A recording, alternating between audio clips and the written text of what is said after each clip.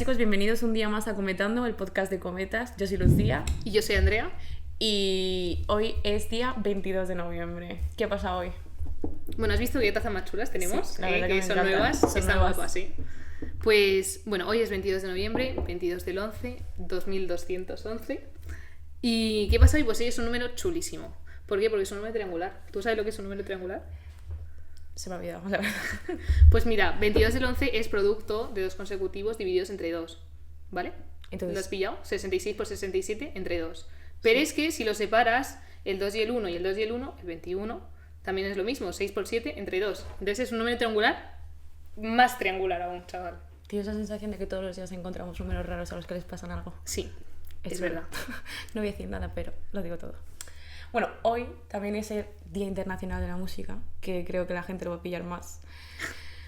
Creo que Y también. además, hoy, en 1949, se aprobó la gratuidad de las universidades en Argentina para cualquier persona de Argentina o de cualquier país latinoamericano. Podríamos aprender nosotros un poquito, la verdad. Sería Pero tan bueno, genial. hoy, ¿sabes quién ha venido con nosotros? Nos va a ayudar nuestro gran colaborador y nuestra persona favorita de Argentina. Que bueno, dejemos que lo adivinéis ahora en un ratillo. También nos van a ayudar 4 compañeras de cometas a las que les encanta este tema, igual que a nosotras, porque hoy vamos a hablar de criptografía. Y por cierto, si nos estáis escuchando de Casas del Cerro de Albacete, que sepáis que hoy Felicidades. es vuestro código postal. Hola a todos, bienvenidos un día más a Cometando. Yo soy Noelia Silvia, Yolaya. Yo soy Diana. y estamos aquí con el profesor Martín Avendaño del Departamento de Álgebra, Geometría y Topología de la Facultad de Ciencias Matemáticas de la UCM. Y nada, vamos a charlar un poco sobre criptografía. Nos hemos juntado hoy aquí un grupito de gente que algunos no somos expertos, salvo Martín, pero nos gusta la criptografía. Y entonces, no podemos empezar esto, yo creo, sin definir lo que es la criptografía. ¿Alguien se atreve a dar una definición? O sea, yo diría que un poco como primera definición, la criptografía es como intentar buscar una forma de ocultar la información a la hora de comunicarse entre nosotros y proteger tanto claves, contraseñas, todo tipo de información, porque hoy en día está todo subido a internet y hay mucho peligro ahí metido. Pero es una forma muy mala de describir la criptografía, así que yo te pregunto a ti, que seguro que la describes mejor. Bueno, primero agradezco que me hayan invitado aquí y tampoco quiero sonar mucho como profesor, que finalmente he sido profesor de todos ustedes, pero quiero mencionar algo primero. Lo de que soy un experto no creo que sea cierto. Y de hecho yo en general no creo que exista experto en nada. Eso es lo que nos dicen de pequeñitos para que tengamos respeto sobre ciertas personas. Pero aquí las cosas o son o no son, pero lo de experto raras veces. Nosotras yo creo que sí. No, bueno, pero experto suena demasiado potente, ¿no? De todos modos, sí, definitivamente, como doy las clases de criptografía, debería saber algo. Entonces, yo creo que tu descripción no ha estado tan mal. O sea, de hecho, ha estado relativamente correcta. Uno le llama criptografía, sí, al área de la matemática o de la informática que trata de convertir un mensaje en otro, de modo tal que ese otro mensaje no pueda ser interpretado por quien lo lea, excepto el destinatario correcto. Si uno utiliza esto para mandar mensajes de la persona 1 a la persona 2, de modo tal que ninguna persona que esté entre medio y que esté escuchando pueda determinar exactamente el contenido de ese mensaje. Y esto se consigue con más o menor éxito en los métodos que vamos a probablemente hablar ahora. Algunos son mejores, otros son peores, y se han probado miles y miles de ideas a lo largo de la historia, pero finalmente de eso se trata. O al menos de eso se trataba inicialmente. Ya seguro vamos a ir explorando otras cosas de la criptografía. O sea, de hecho busqué como palabras, o sea, los pilares básicos de la criptografía hoy en día y busqué, me salieron 4 pilares que eran la confidencialidad, que es lo que has comentado de que las dos personas que se comunican entre ellas son las únicas que puedan acceder a ese mensaje. La integridad, que es que cuando tú comunicas un mensaje, ese mensaje debe llegar íntegro, es decir, no puedes faltar parte del mensaje ni se debe de haber editado. Luego, no repudio, que esto me suena de que hablamos el año pasado en clase de pusimos un ejemplo de jugar al piedra, papel o tijera por WhatsApp, que, o sea, era que si decías algo tú luego no te podías echar atrás y decir, no, mentira, esto no he sido yo. Y luego autenticación, pues bueno, confirmar la identidad del remitente y esas cosas. Y eso, o sea, fueron los pilares que busqué. Y también un poco de cotilleo, busqué también el origen etimológico, porque dije, criptografía, ¿de dónde suena la palabra? O sea, es un poco extraña, ¿no? Y entonces vi que tenía origen griego, de criptos, que significa oculto en griego. Entonces, criptos, grafía, pues criptografía, el arte de escritura oculta. Literalmente escrito. Así que bueno, me pareció curioso. Sí. Y como ha comentado antes Martín, pues podemos hablar ahora de distintos tipos de criptografía y vamos viendo un poco... Sí. O sea, la idea es hacer un repaso por el pasado, presente y futuro de la criptografía. Y nada, empezamos si queréis por el pasado. Sí, me suena además que Diana había buscado. Sí, eso se me ha encargado a mí. Yo me había centrado en los primeros cifrados. Entonces, comenzamos por Egipto. Estos tienen más de 4.500 años de antigüedad y son inscripciones y textos funerarios. Luego ya, entrando en lo que es más criptografía, llegamos a los militares espartanos. Obviamente, cuando uno piensa en encriptar mensajes, algo que viene a la cabeza siempre es información en guerra, porque al final tienes ejércitos desplegados, quieres que les llegue la información, pero como la caza el enemigo y sepan la estrategia, igual te quedas sin un montón de personas. Entonces, los militares espartanos utilizaban un tipo de cifrado por transposición utilizando una estítala. Entonces, ¿en qué consiste? El cifrado por transposición, por definición, es que tú tienes un mensaje y para encriptarlo coges unidades del texto y lo que haces es cambiarlas de lugar. Cómo funcionaba es, emisor y destinatario tenían cada uno una vara hexagonal del mismo grosor. Se cogía una tira de cuero, se enrollaba alrededor de la vara, escribías el mensaje y cuando la desenrollabas tenías el cifrado por transposición porque ya no estaba todo seguido. Y entonces la gracia está en que, claro, solo puedes descifrarlo si tienes la vara del mismo grosor. Además, un apunte. Es un tipo de criptografía que vimos que había criptografía de clave simétrica y de asimétrica. Entonces, pues es justo eso, que las dos personas tienen que tener la misma clave y eso sería criptografía de clave simétrica. Sí, y que además con claves simétricas yo puedo, lo vimos en clase, yo puedo encriptar y desencriptar, ¿no? Claro, claro. Necesitas exactamente el mismo dispositivo en ambas partes. Por supuesto, corres el riesgo, como en todos estos sistemas criptográficos, que si alguien captura o determina exactamente el dispositivo, pues ya la has liado. Aquí la clave es todo el dispositivo. Todo el criptosistema en sí es la clave. Cualquiera que ya descubra el secreto, ese es un pequeño secreto, ¿no? El diámetro del hexágono o el lado del hexágono, lo que sea, y ya ahí la has liado. Justo. No lo he conseguido traer esto, pero creo que tenemos un aparato de estos aquí. Sí, sí. Pues eso, para la próxima. Tendría que haberlo traído, sí. No, no pasa nada, para la Bueno, próxima. O para los alumnos en clase. Eso. Para los alumnos de criptografía. Sí. Luego ya, lo siguiente que me salió es, llegando al siglo II a.C., el cifrado de Polibio, que era, Polibio era un historiador griego, y él lo que quería era encontrar una forma de cifrar mensajes para transmitirlos a largas distancias de forma acústica o visual, con señales, pues imagínate una antorcha. La idea es, coges el abecedario, lo escribes en un cuadrado, una matriz, y lo que haces es poner las coordenadas y cifrar cada letra como las coordenadas de fila y columna. También es de clave simétrica, porque aquí lo que necesitas es que cada persona tenga cómo has puesto tú la matriz, plan donde están el número de filas y columnas. Que como dos curiosidades, la primera es que a pesar de datar del siglo II a.C., se sabe que los prisioneros nihilistas rusos utilizaron este sistema en las prisiones zaristas para comunicarse entre ellos. Claro, esto ya es... Es el siglo XIX. Exactamente. Sí, sí, sí. Y luego lo segundo es que la idea de tener una matriz con las letras, o sea, el cuadrado de Polibio, luego se ha ido utilizando para diversos sistemas de cifrado a lo largo de la historia. No se ha quedado solo estancado en esa idea. Claro, pero las combinaciones, por ejemplo, si siempre es el abecedario, tú podrías ir probando con sí. todas, que al final el abecedario se iba cambiando. O sea, no era siempre A, B, C, D, D. Sí, claro, o sea, podías intercambiar las letras en orden aleatorio y así no había tantas posibilidades de descifrarlo. Justo, o sea, puedes coger y hacer la clave más difícil porque si no, es que tienes toda la razón en el momento en el que piensas, bueno, pues yo qué sé, el abecedario español, bueno, el inglés, que son 26 letras, haces un 5x5 y bueno, tienes el truco de colocar dos juntas, pero que no hay tantas posibilidades. Sí. Es que además es muy buen apunto porque no es solo hablar de criptografía, sino que el criptoanálisis, que es el intentar buscar esa clave secreta, juega un papel muy importante en la criptografía actual. Y eso sí. Yo quiero mencionar 2 o 3 cosas que son tonterías. Bueno, para empezar, es evidente que la criptografía no tendría sentido si no existieran secretos en el mundo. ¿Sí? Eso es evidente. No, por eso se usan los militares o cualquier cosa que uno quiera mantener en secreto, esto está por detrás. ¿Sí? Uno normalmente no escribe en un papelito y le manda una carta al otro, sino que se necesita. Esto realmente. Y el hecho de que ha existido a lo largo de toda la historia es evidencia de que siempre hemos tenido secretos y siempre los hemos querido mantener en secreto o solo compartir con un grupo selecto.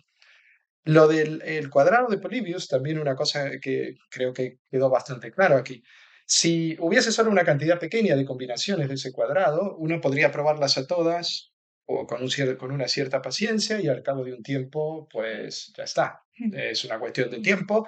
Si hubiese 1000 posibles cuadrados, pues bueno, o contrato a 1000 personas y que cada uno pruebe uno de ellos y en un ratito he comprobado todo. Entonces, gran parte de la criptografía se basa en establecer un método para el cual el conjunto de todas las posibles contraseñas sea extremadamente grande y sea imposible, inviable testear toda una por una, mirando no, que yo no pueda probar todos estos cuadrados o todas esas contraseñas. De hecho, Sí.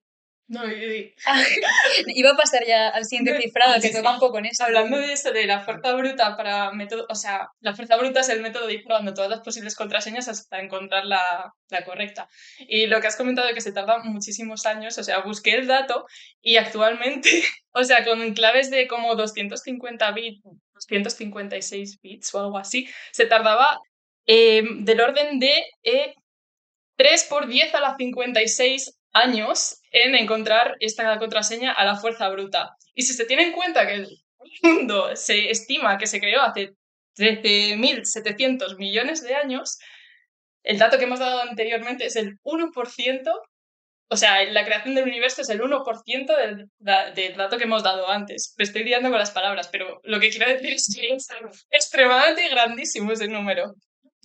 Sí, y las contraseñas de 128 bits son del orden de 10 a la 37, que también, pues, o sea, es una pasada buscar estas cosas a fuerza bruta. Necesitaríamos 100 veces la edad del universo para probar todas las posibles combinaciones. Sí. Exacto. No solo eso, necesitarías más energía que la que el propio universo tiene para poder hacer ese cálculo, ¿no? Con los ordenadores que tenemos ahora consumen muchísima energía eléctrica. Entonces, si para cada contraseña yo gastase, no sé, el equivalente a una gotita de agua, una cosa así, pues me consumiría, ¿no? O una pequeña energía, eso se multiplica por estos factores 2 elevado a las 256, Sí. que no sé cuánto es en potencia de 10, pero seguro es un número astronómicamente grande. Y probablemente no nos alcanzaría siquiera la energía que hay en el propio universo para extraerla para hacer ese cálculo. ¿Sí? Probar todas las combinaciones es inviable. Así, uno piensa en el mundo de la matemática, es perfectamente posible. Uno piensa en conjuntos infinitos, en conjuntos finitos de muchísima cardinalidad, pero eso en el mundo real no existe. Es inviable e impracticable. Pues justo un fallo que tiene el siguiente sistema es que no es inviable. O sea, el siguiente cifrado antiguo muy conocido es el cifrado César, atribuido, como podremos adivinar por el nombre, a Julio César, y se utilizaba dentro del ejército romano, pues igual que los espartanos, para poder enviarse comunicaciones y que fueran seguras. Entonces, este va un paso, bueno, este toma otro, me sale approach, y vamos a quedarnos con esa palabra, que es un tipo de cifrado por sustitución. Entonces, el cifrado por sustitución lo que hace es cambiar unidades del mensaje por otras para cifrarlo, mediante unas reglas definidas. Es distinto el cifrado por transposición, en que el anterior lo que hace es mover de sitio las unidades, pero no las cambia, y este sí. En concreto, el cifrado César lo que hace es sustituir letra a letra con la siguiente correspondencia. Coge las letras del abecedario, les asigna a cada una un número por orden, desde la A hasta la Z, en el caso de nuestro abecedario, y entonces seleccionas un número y dices, mueves cada letra X posiciones para cifrar y echas hacia atrás X posiciones para descifrar. Entonces, por ejemplo, si numeramos de 0 a 25, las letras con el 0 siendo la A y X cogemos 4, entonces la A cifra una E y la E descifra una A, la B cifra una F, la F descifra una B. Es de clave simétrica y claro, el problema está en que tienes 26 opciones para probar y no, o sea, no es algo que te llevaría para nada el 1% del año de la Tierra, así que no parece tan seguro. De hecho, yo lo busqué y además siempre usaban x igual a 4. No fastidies. También hay que tener en cuenta que igual no sabían leer mucho. Ya. O sea, pero bueno, igual no entienden nada de todas formas, pero Pues yo no subestimaría al que estaba por detrás. Me parece demasiado inocente, ciertamente, ¿no? Yo creo que usaban una especie de disco, ¿no? O sea, ellos tenían las letras en el orden A, B, C, Mm, en el disco por afuera, o serían, bueno, estos eran romanos, ¿no? O sea, ellos sí, usaban nuestras letras y por dentro tenían exactamente las mismas letras en el mismo orden, pero podían girar el disco sí, justo. interior, entonces sabían cuál cifraba y en cuál letra y cuál descifraba en cuál otra. A ver. Algo así, ¿no? Sí, no, a ver, mucho más fácil que es tener que escribírtelo tú cada vez. Tienes el disco y hacer, venga. Es, pero equivalente al final, Sí, ¿no? Supongo que lo que no faltaba en ese momento era tiempo. sí, yo había conseguido encontrar estos cifrados antiguos, pero si a alguien le suena alguno más que se haya escapado de mi radar y que mencione la pena. Pues yo creo que además de esto, también estaba el de darle la vuelta al alfabeto, ¿no? La A se convertía en la Z, la B en la Y, eso, Vale, sí. y unas combinaciones entre ambas ideas, ¿no? Entonces, uno puede tener un sistema donde yo decido si le doy la vuelta, después giro 3 unidades, ¿sí? Una cosa así. Y quizás es un poquito más complicado, Mm, pero se puede, al final, sigue siendo una cantidad muy, muy limitada de casos. sí. Sí. ¿Sí? Y el problema que tienen todos estos cifrados es que se sustituía una letra por la otra letra siempre. Entonces, si Mm. la A iba a la X, pues la A iba a ir a la X siempre. Entonces, mediante un análisis de frecuencias, lo que se descubrió es que si, por ejemplo, estudiamos la frecuencia de cada letra en un idioma, por ejemplo, en el castellano, las vocales aparecen muy frecuentemente. O sea, la E, la A, etcétera, pues fácilmente son el 50% de las letras de un texto. Entonces, si tú interceptas el texto cifrado, y estudias el análisis de frecuencia de las letras cifradas, ya da igual si sea una X o una Z, la que sea.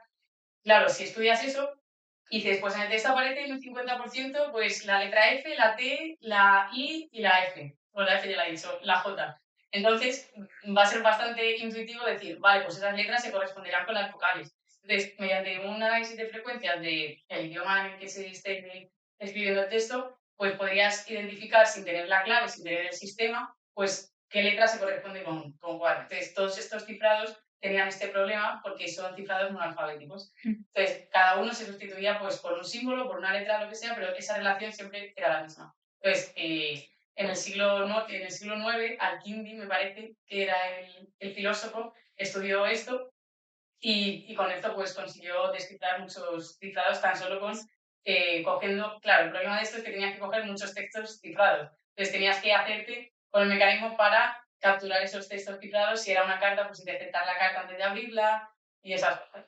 Entonces eso era un problema bastante fácil a la vez de resolver de estos cifrados. Y luego ya con la historia se han ido desarrollando otros métodos de cifrado polialfabéticos, como por ejemplo la clave de Alberti o el cifrado Bigenere que vimos en clase, que iba correspondiendo, o sea, tenías una clave, pero ya, por ejemplo, en el de Bigenere, tenías que ir sumando las posiciones de las letras de una clave, entonces ya no siempre la A descifraba la X, a lo mejor la A descifraba la X y luego la A descifraba a una B, dependiendo de en qué posición del texto plano, o sea, el texto original que querías cifrar, se encontrase esa letra, pues te correspondía a una X o a otra letra totalmente más o menos aleatoria.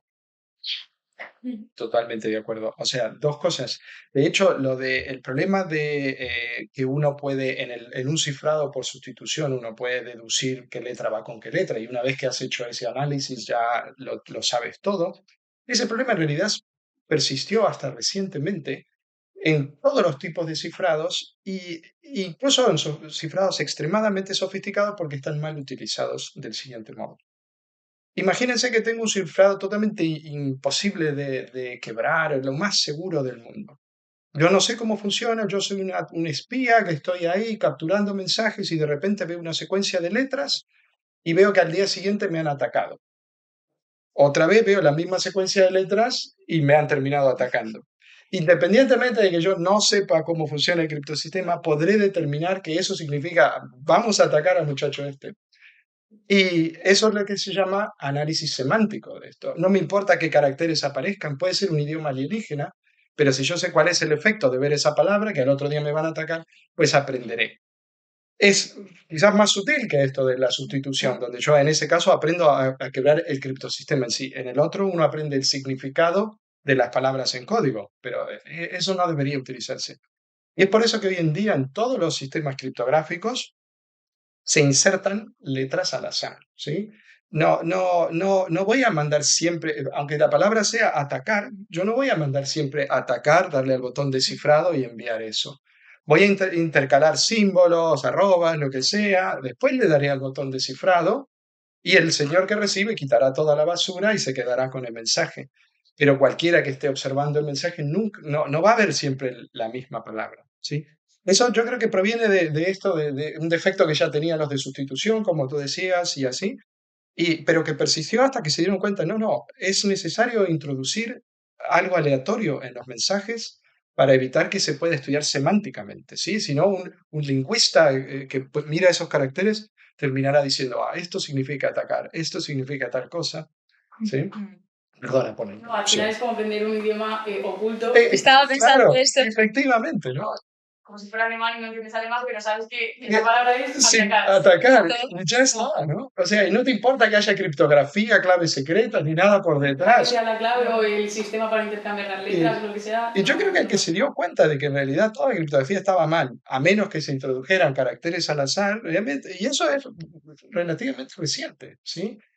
Hoy en día los ordenadores insertan ceros y unos y no sé qué a la velocidad de la luz y luego quitan, todo ese proceso está súper automatizado, pero realmente hoy en día la criptografía requiere de usar números aleatorios, ¿sí?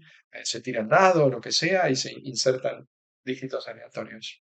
Y bueno, posteriormente estos cifrados polialfabéticos de los que hablábamos, otro método de cifrado fueron los discos de Jefferson, que eran 36 discos con todas las letras del abecedario en orden pues aleatorio, no tenía por qué ser la A, la B, la C, en orden aleatorio. Entonces, los ponían sobre un eje vertical y los iban girando. Entonces, cuando ya tenían el texto que querían mandar, pues vamos a atacar a las 3 de la mañana, pues en vez de copiar esa fila, esa hilera, copiaban otra hilera aleatoria y mandaban ese mensaje. Entonces, cuando la persona que lo recibía, es clave simétrica, porque la persona que lo recibe también tiene que tener la misma configuración de los discos, todas las letras colocadas, o sea, todos los discos en el orden que lo han usado para mandar, pues ponía el mensaje ahí y claro, tenía que buscar la hilera o la fila que tuviera un mensaje que se pudiera leer, que fuera legible, no un mensaje con letras súper aleatorias. Entonces, este cifrado son los discos de Jefferson, que fueron el comienzo o la inspiración de la máquina de Enigma que luego se utilizaría en la Segunda Guerra Mundial. Sí, yo creo que todas somos Sí.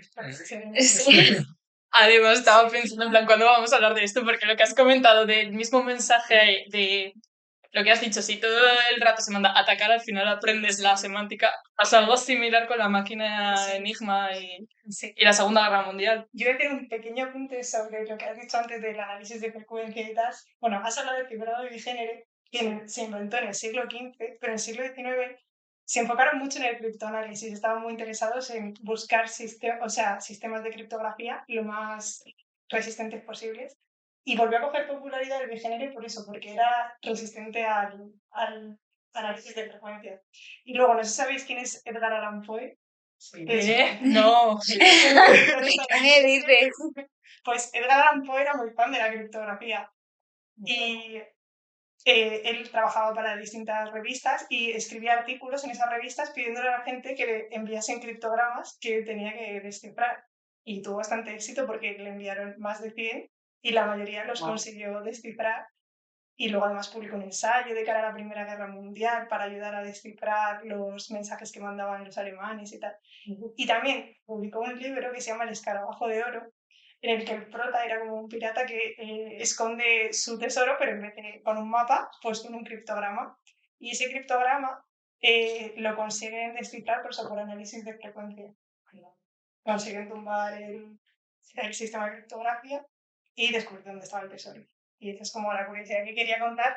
Y ahora sí hablamos de Enigma, porque en el siglo Espera, yo iba a decir algo del... a ver, una tontería, ¿eh? A comparación de lo que has dicho tú, no, lo que yo quería decir, cuando salió lo del cifrado de Vigenere, se llamaba el cifrado indescifrable. Es decir, el título yo creo que en el que se lo conocía. El cifrado era lo más indescifrable que se les había ocurrido inventar Estamos hablando de 1500 y en realidad sigue siendo una estupidez, ¿sí? No es un sistema súper seguro.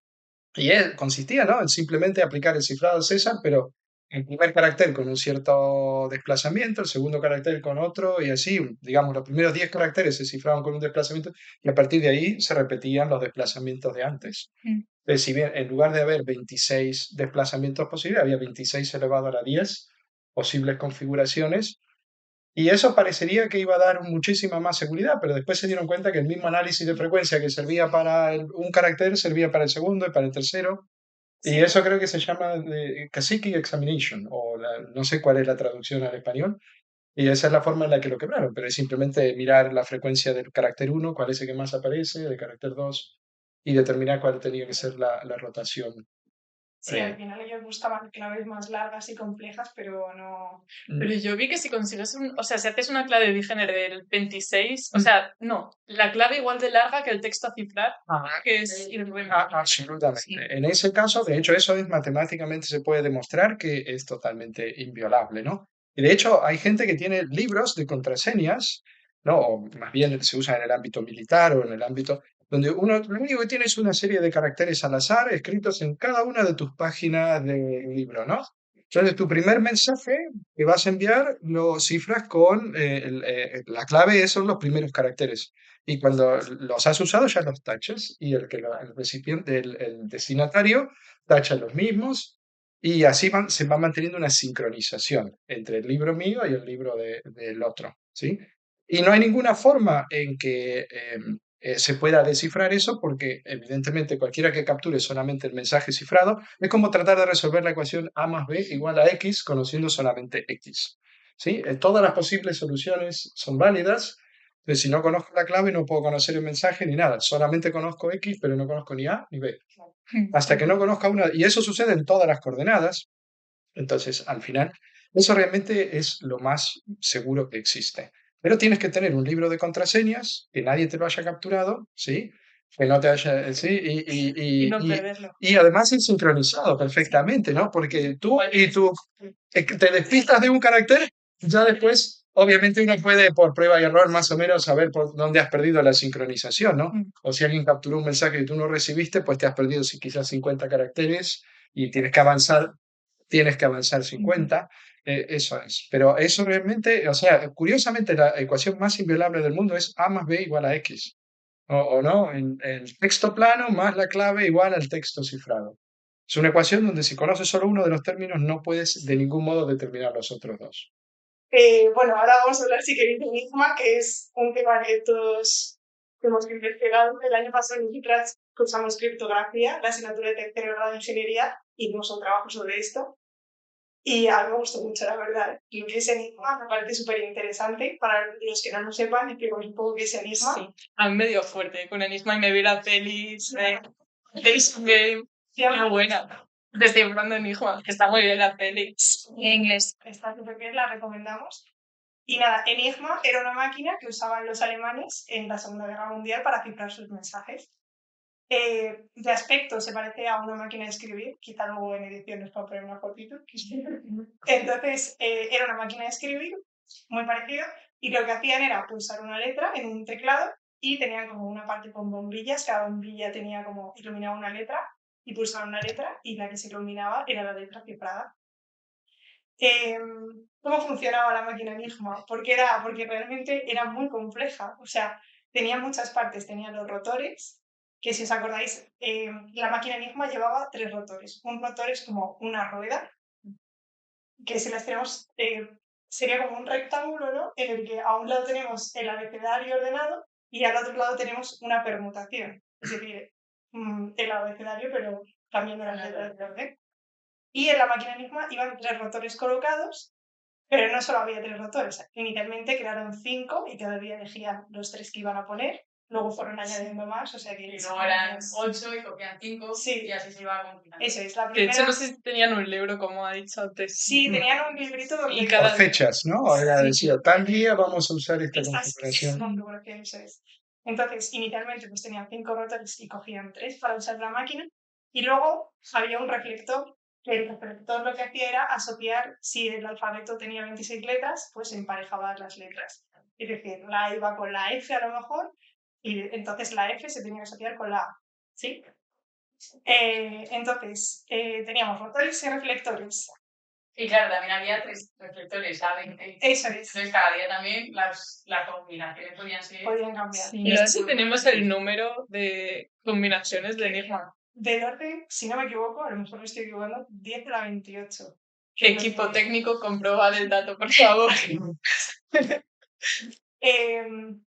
Entonces, ¿cómo funcionaba el cifrado de Enigma? Vamos a intentar explicarlo.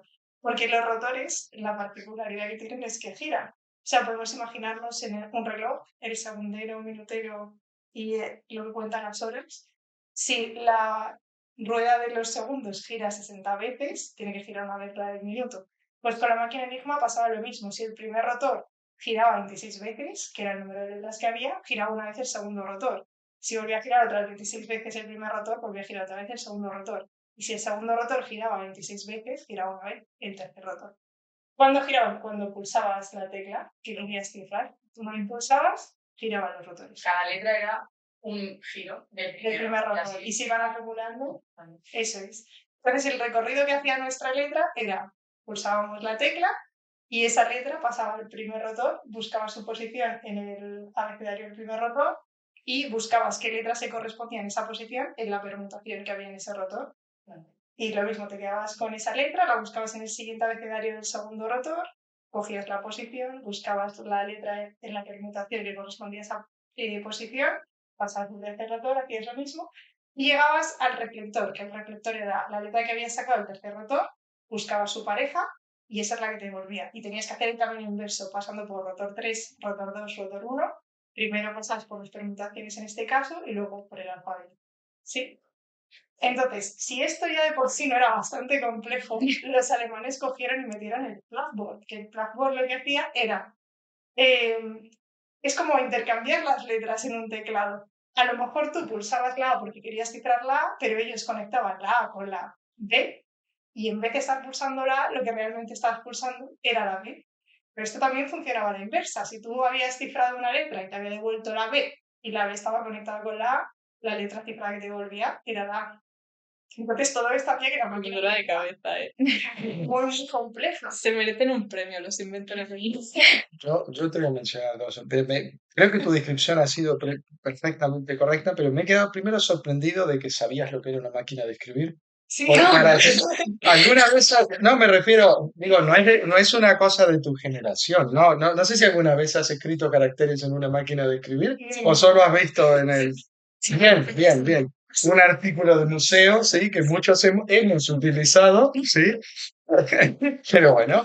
Y en segundo lugar, que en realidad en esto nadie estaba mirando los engranajes, es un circuito eléctrico, ¿sí? Cuando uno apretaba una tecla empezaba a fluir la electricidad por un circuito que hacía todo ese proceso automáticamente y terminaba la electricidad dando la vuelta por el reflector, volviendo y encendiendo la lamparita correspondiente con todo el blackboard y todo eso. sí.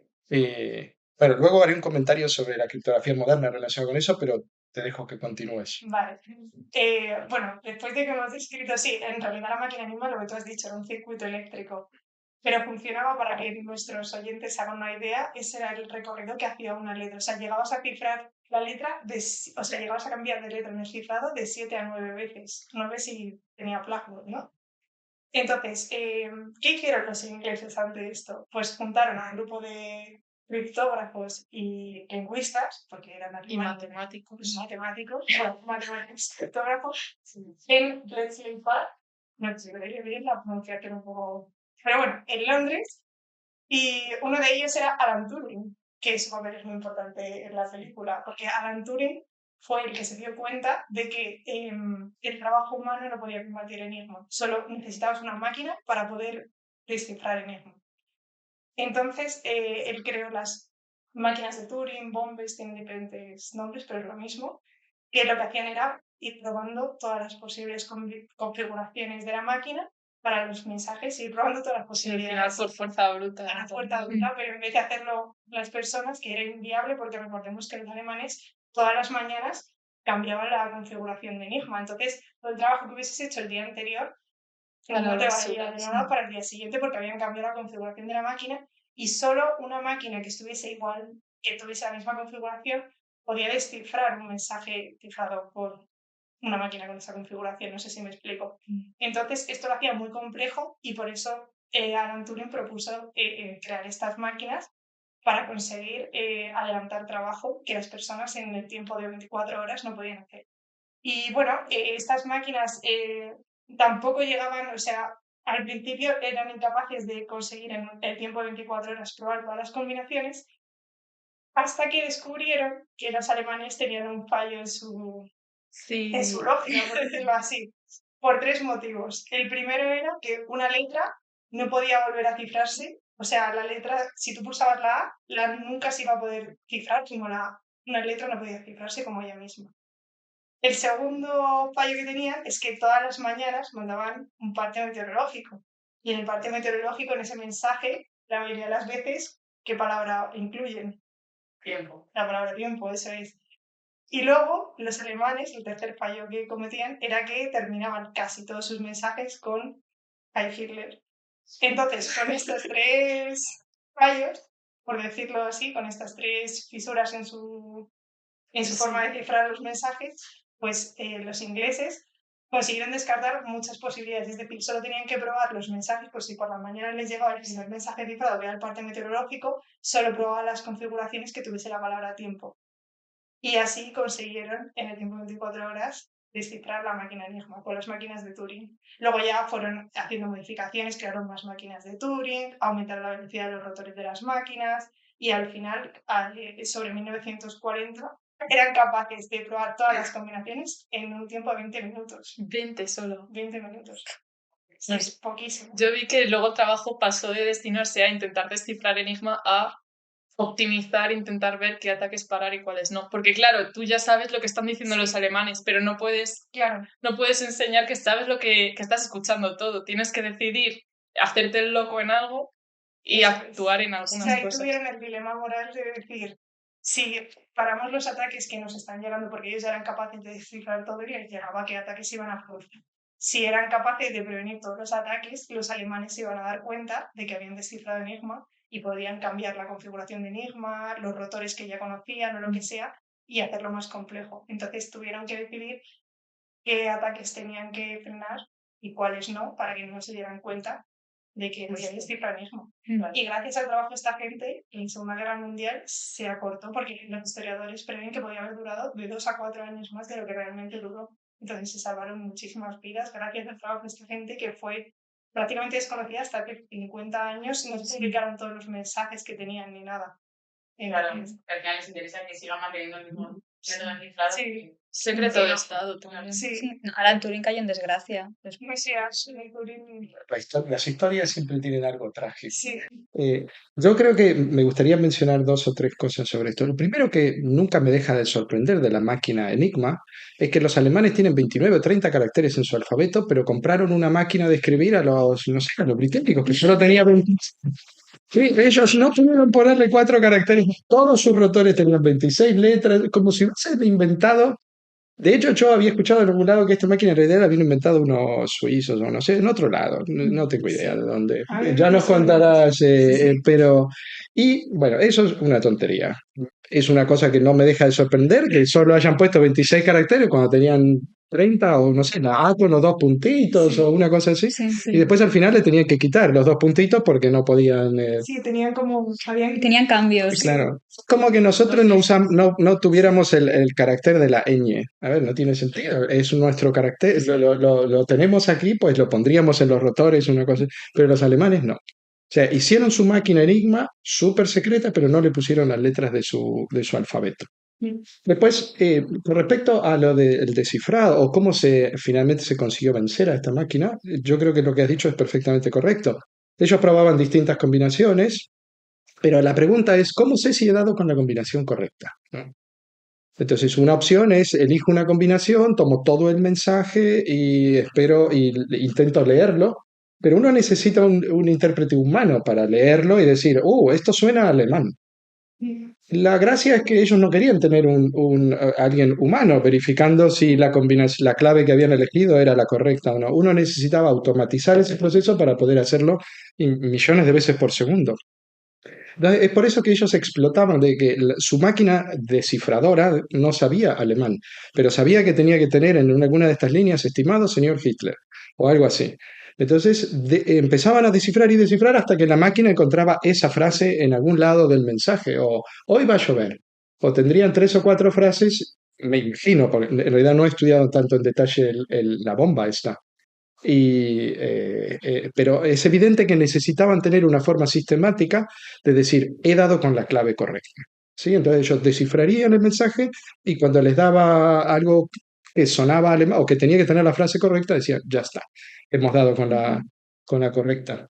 Y lo último, yo creo que estas bombas que usaban para máquinas automatizadas para determinar para probar las distintas combinaciones de las claves, no son lo mismo que hoy en día se llama una máquina de Turing. ¿Sí? Eso hay todo un departamento de informática que te opinará diferente, pero de momento no pasa nada. Eran máquinas de Turing en el sentido que Turing las inventó, pero no son lo que hoy en día se conoce como una máquina de Turing en el sentido de la informática. Es otro aparato otra cosa totalmente diferente. Bien, no. ¿Y para qué se usa? ¿Qué es? No, la máquina de Turing es una máquina que no puede existir porque requiere un dispositivo infinito, pero que se usa para decir, lo que Turing consiguió definir es qué es lo que se puede calcular con un ordenador. ¿Sí? Él quería entender esa pregunta. ¿Cuáles son todas las posibles funciones que yo voy a poder inventar una máquina y que esa máquina la calcule? Por ejemplo, el seno de x. Yo puedo inventar una máquina que toma x con 14 decimales y calcula el seno de x con 14 decimales. Eso es una función computable. Pero él necesitaba tener una definición de función computable. ¿Qué es una máquina? O sea, había que definir qué era una máquina, una máquina capaz de hacer cálculos, ¿no? Entonces, él se inventó una máquina que tenía unas casillitas, toda una historia, ¿no? Para definir lo que se llama computabilidad. Y es evidente que en su descripción de lo que son una máquina, uno solo puede describir una cantidad innumerable de objetos. Hay una cantidad innumerable de objetos que son máquinas de Turing y por lo tanto la cantidad de funciones que se pueden computar es una cantidad innumerable. Pero en el mundo de la matemática hay una cantidad no numerable de funciones. Entonces eso estableció una diferencia. Bueno, esta función quizás sí se puede calcular, esta no se puede calcular. Y entender esa diferencia es parte de lo que estudié en el edificio de informática. Esta función la voy a poder inventar, quizás no hoy, pero quizás en el futuro, una máquina que la pueda calcular. Pues algunas sí, otras no. Y se conocen ejemplos de las dos, ejemplos explícitos. Casi todo lo que estudiamos, por ejemplo, en mi asignatura de álgebra computacional, evidentemente se puede calcular. Pero hay muchas funciones que uno dice, esta nunca voy a poder inventar un ordenador, al menos en el sentido de que definió Turing, que lo calcule. Ahora se están inventando ordenadores que funcionan con otros principios físicos y bueno, quizás se puede escapar. Pero en ese momento que todo eran mecanismos, pues aparentemente. Y curiosamente hay otro señor que inventó la misma teoría, pero desde otro punto de vista, ¿sí? Que le llaman el cálculo lambda. Y descubrieron la misma teoría de las funciones computables que descubrió Turing, que descubrió el otro señor, son al final las mismas. Es muy curioso y todo eso es parte de lo que se llama teoría de la computabilidad. Nada que ver con la criptografía. A nosotros nos interesa más cuáles son las funciones que toman un mensaje y lo enriedan lo suficiente para que nuestro oponente no lo pueda descifrar, pero nuestras funciones son siempre computables, ¿sí? Y en una dirección tienen que ser computables rápidamente. Sí, claro, porque si tardásemos mucho en cifrar un mensaje y en descifrarlo sería inservible al final. Evidentemente, sí, o sea, gastaría mucha energía, ¿no? Además, hoy en día la criptografía se usa para casi cualquier comunicación. Gastaríamos tanta energía que sería inviable desde el punto de vista del dinero que nos costaría. Sí. Esto deriva a criptografía hoy en día. Les cuento más o menos lo que se hace en los últimos 30, 40 años. En cierta forma, una guía de teléfono es una aplicación que convierte nombres en números de teléfono. Ahora recogemos las cartas. Fíjense que si los dos han dicho que sí, quedarían 3 cartas negras juntas.